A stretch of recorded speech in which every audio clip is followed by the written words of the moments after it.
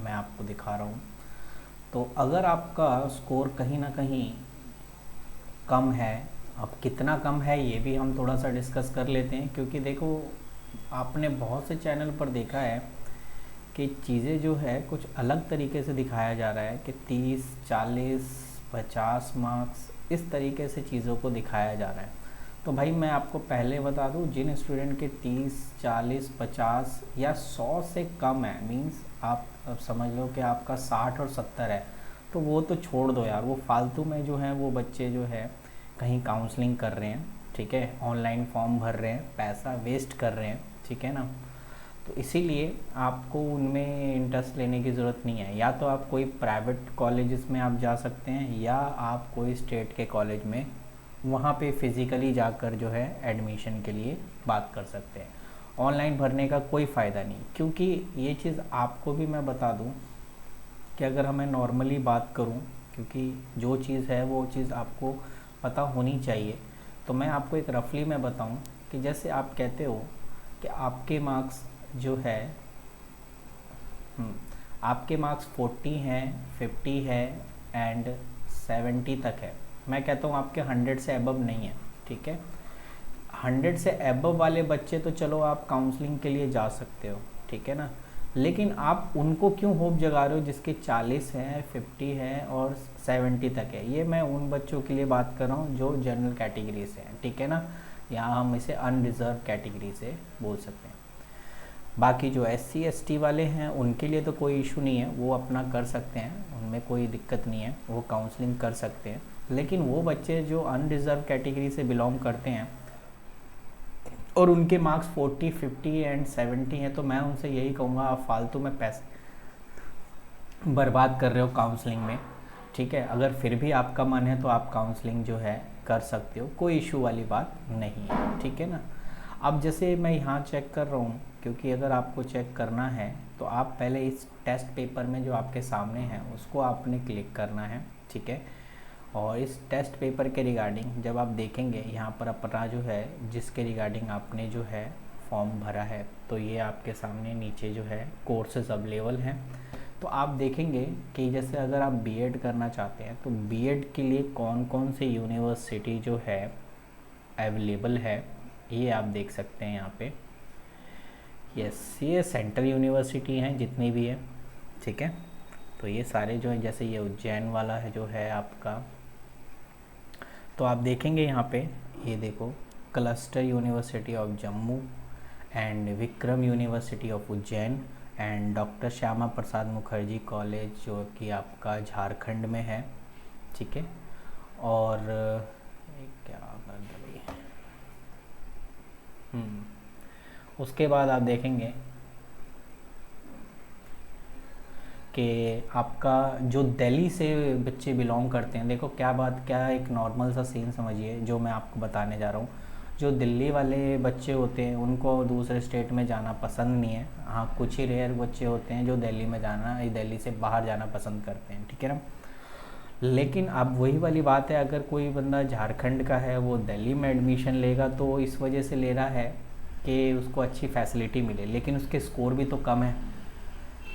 तो आप भूल जाइए कि अगर आपके मार्क्स 100 से लेके 150 के अंदर अंदर हैं, ठीक है, तो आपको दिल्ली यूनिवर्सिटी और आपका BHU बहुत ही कम चांसेस होते हैं मिलने के।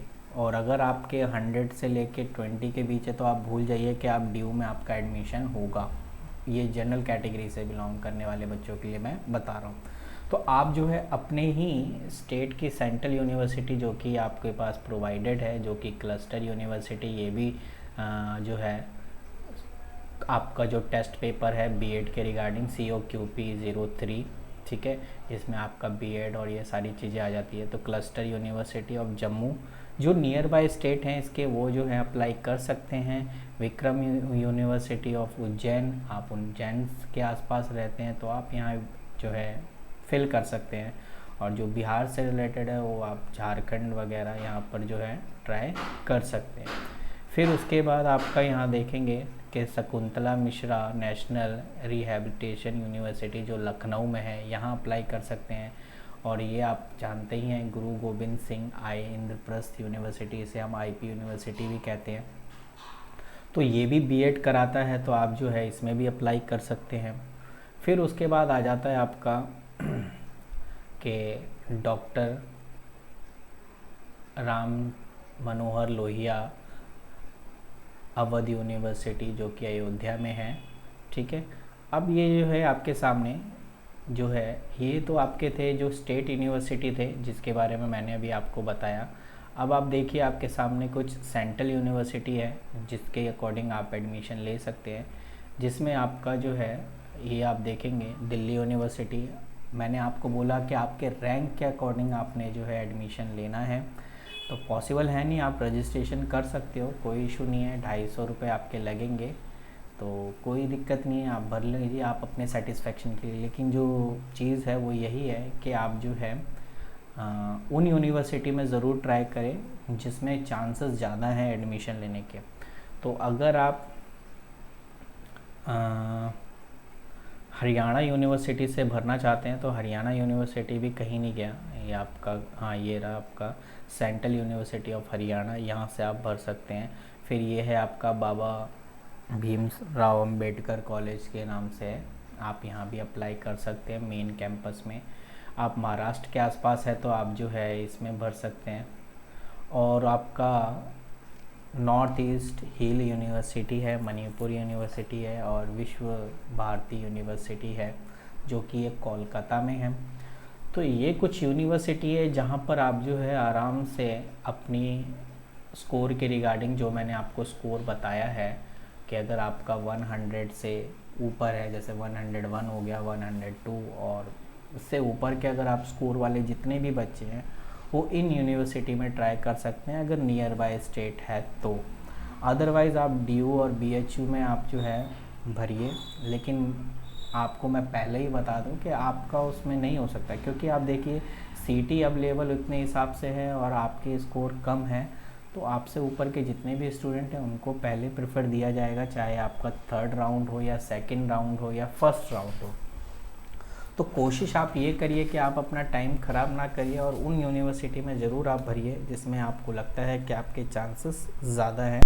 तो आप हरियाणा साइड वाले में आप भर सकते हैं, हरियाणा कोई इशू नहीं है, आप हरियाणा यूनिवर्सिटी भर सकते हैं, वो भी अच्छी यूनिवर्सिटी है, आपको बीएड आराम से करवा देगी, ठीक है ना। तो ये है आपका जो कि बीएड वाले बच्चों के लिए काउंसलिंग जो है वो है। उसके बाद आपका एक और आपका आ जाता है जो आप देखेंगे कि COQP 11 से रिलेटेड है, कि जो बच्चे COQP 11 से इन्होंने भरा था जनरल से, यस ये जनरल टेस्ट पेपर है जिसमें पहला स्टेट यूनिवर्सिटी आपका आ गया, ठीक है। और स्टेट यूनिवर्सिटी के बाद आपका जो है सेंट्रल यूनिवर्सिटी आ गया, और सेंट्रल यूनिवर्सिटी में आप देखेंगे कि आपके पास ये कुछ यूनिवर्सिटी है जो कि जनरल के बिहाफ पे जो है बीएड वगैरह कराती है। और आपने अपने नियर बाय जो कि एक राजस्थान यूनिवर्सिटी है, सेंट्रल यूनिवर्सिटी ऑफ राजस्थान, ये देख सकते हैं, ठीक है। और जो गुजरात से बिलोंग करता है वो गुजरात यूनिवर्सिटी को आप जो है अप्लाई कर सकते हैं, बहुत कम ही इसका कट ऑफ जाता है। उसके बाद आपका ये है कि नालंदा यूनिवर्सिटी जो कि बिहार झारखंड साइड है, और गुरु घासीदास बिलासपुर में है, इसमें आप भर सकते हैं। सेंट्रल यूनिवर्सिटी ऑफ हरियाणा में आप ट्राई कर सकते हैं, और आपका जो है नेशनल संस्कृत यूनिवर्सिटी जो तिरुपति में है वहाँ आप अप्लाई कर सकते हैं। तो ये कुछ जो है आपका नियर बाय जो है उसमें अप्लाई आप कर सकते हैं, ठीक है। बनारस हिंदू यूनिवर्सिटी में कट ऑफ अगर आपका 130 या 135 है तो आप वहाँ अप्लाई कर सकते हैं, कोई इशू नहीं है। लेकिन वही मैं बात कर रहा हूँ कि वो बच्चे जो 30, 40 और 50 के होप में बैठे हैं, तो भाई मैं आपको साफ बता दूँ, आपका एडमिशन बहुत ही रेयर चांसेस है जो हो, बहुत रेयर, यानी 1% चांसेस है। अब 1% चांसेस का मतलब आप ये मत सोच के बैठिए कि नहीं नहीं 1% तो है, लेकिन मैं आपको बता दूँ 1% सिर्फ देखने के लिए होता है। कब सीट 60 से 70 की सीट हर यूनिवर्सिटी के रिगार्डिंग हो जाती है और कब फील हो जाती है पता ही नहीं चलता। इसीलिए मैं आपसे वही चीज़ कह रहा हूँ कि आप जो है अपने अकॉर्डिंग चीज़ों को देखिए, आपके नियर बाय जो यूनिवर्सिटी बनता है उसमें आप अप्लाई करिए और चीज़ों को अच्छे से करिए, ठीक है। चलिए, तो मिलते हैं आपसे नेक्स्ट वीडियो में नेक्स्ट काउंसलिंग के लिए। अगर आपको कोई भी डाउट है तो